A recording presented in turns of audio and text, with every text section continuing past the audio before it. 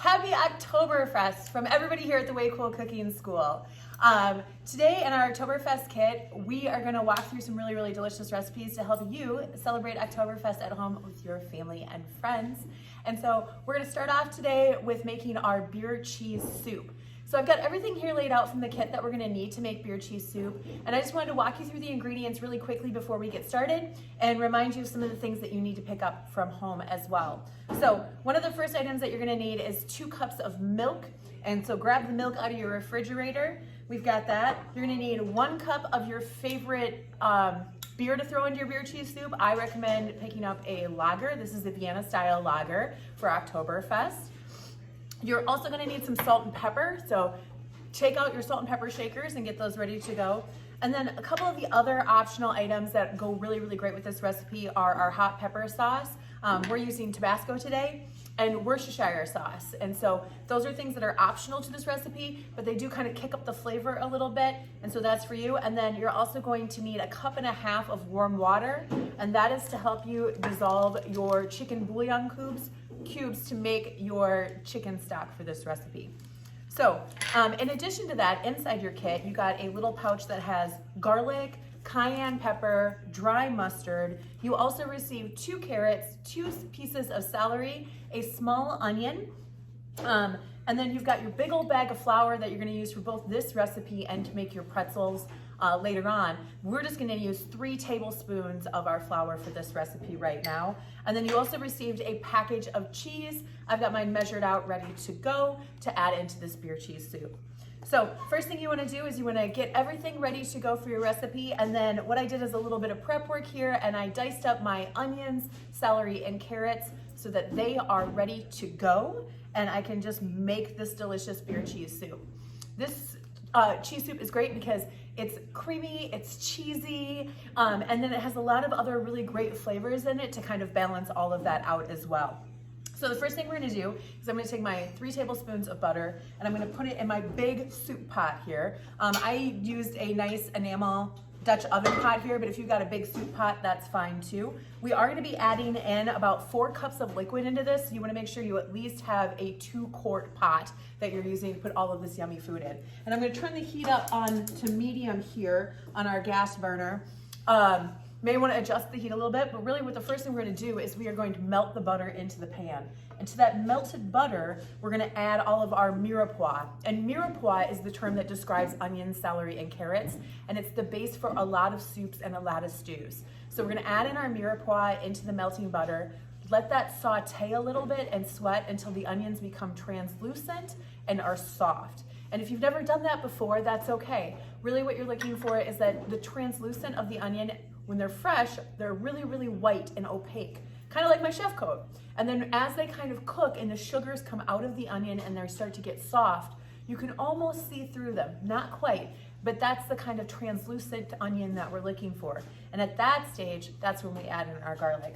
So my butter is swimming around in my pan here, so I'm gonna go right ahead and I'm gonna add in our onions.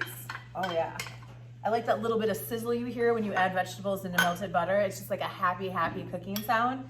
We're gonna add in our 2 pieces of chopped celery, and then also our 2 carrots are gonna go in there. And then I'm just gonna mix that around, and so that I kind of cover all of the vegetables with the butter so they look shiny and glossy.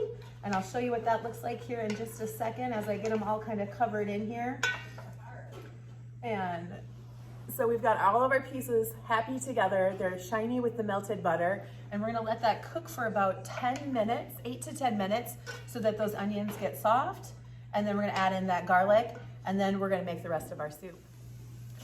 Okay, our mirepoix has been cooked and sauteing in our melted butter for about 4 minutes now, and I can start to hear that sizzle again, which I love, and our onions are starting to become translucent.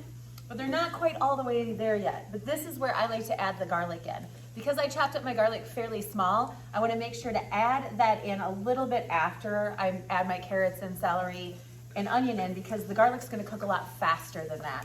And so that's the last thing I add to this mixture of vegetables as they're sauteing. I'm going to let that cook here another kind of 2 minutes. I'm stirring it occasionally, but I'm not stirring it constantly making sure that the vegetables don't stick to the bottom of the pan.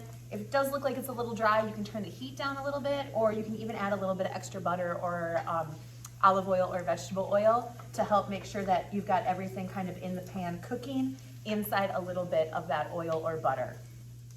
Okay, here we have our cooked mirepoix. Our carrots, onions, and celery are all cooked up really, really nice. Our onions, like I said, are starting to turn translucent. They're a little bit clear, they're a little bit soft. What you will not find though is the carrots are not cooked yet. That's gonna cook in the pot with our soup, so don't cook this until the carrots are soft because that'll take a really, really long time. What we're gonna do right now is we're gonna add a little bit of our first layer of seasoning. And so I'm gonna add a little bit of salt and pepper to this. That is going to help flavor our soup, but it's also going to help draw out the moisture in those vegetables that's left in there and help cook all of that up in there. The other thing I'm gonna add is I'm gonna add our pinch of cayenne pepper. Now, if you're a household that does not like heat in their cooking, this would be something that you maybe want to leave out, but it is just a very, very small amount. And it helps kind of break through all of that cheesiness that's gonna go into our soup here in a little bit. So I'm gonna put that in there and then I'm gonna give it a toss with my spoon and make sure that the salt and the cayenne are all over all of the vegetables. And then we're gonna add our 3 tablespoons of flour. And what this is going to do is act as the thickener for our soup to make sure that we have a really nice, thick, creamy beer cheese soup. And I'm gonna take and I'm just gonna sprinkle that all over the top of the vegetable there. And then coat the vegetables in that dry flour. This is what's called creating like a roux within your mirepoix. So roux can be made in a pot by themselves with just the equal parts of butter and flour, the 3 tablespoons of butter, the 3 tablespoons of flour. But what we're gonna do is we're gonna just add it as a layering into our soup. And so I can just put the flour right on the top. And what's gonna happen is it's gonna start to soak up the butter and the fat that's left in our pot here. And your vegetables are gonna get a little bit duller. They're definitely not glassy anymore. Let me grab a few and show you. And there you've got that whole flour coating that's on there too.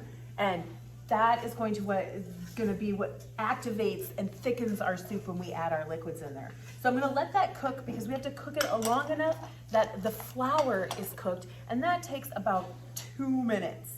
And then we add in all of our liquids. And so I'm gonna grab my milk and get that ready.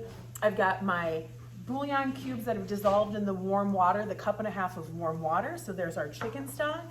I've got my beer ready to go. I also have my other seasonings, the optional hot pepper sauce and the Worcestershire sauce, and then the dry mustard. And this comes at the end, and we're gonna mix that into the ingredients as well. So I'm gonna keep this and watch this here for another 2 minutes.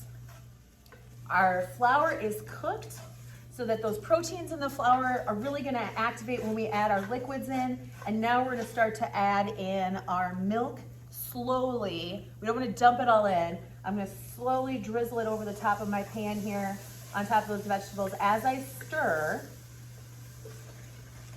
and get that to kind of, you'll notice it's thickening up right away when you add this in, and it kind of almost looks like a vegetable gravy. So we're gonna stir that in, and then on top of that, we're gonna layer that with our chicken stock that we've created with our bouillon cubes. You, of course, could use chicken stock that you grab from like a box or a can if you have it at home too. All right, we've got our milk in there, and then we're going to add in our chicken right here, and I'm gonna drizzle that right on top here too.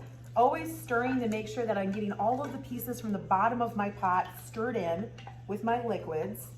And then I'm gonna take my wooden spoon and I'm gonna kind of just scrape the bottom of my pot here and make sure there's nothing sticking to the bottom so that all of that can come together. And right away, it's not thick. It is a soupy, drippy soup, but we're gonna reduce the heat now from medium to medium low, and we're gonna let this simmer for about 12 minutes, and that's gonna help thicken up the soup as it's cooking and simmering. And the simmer, what we're looking for is just like tiny bubbles on the side of the pan.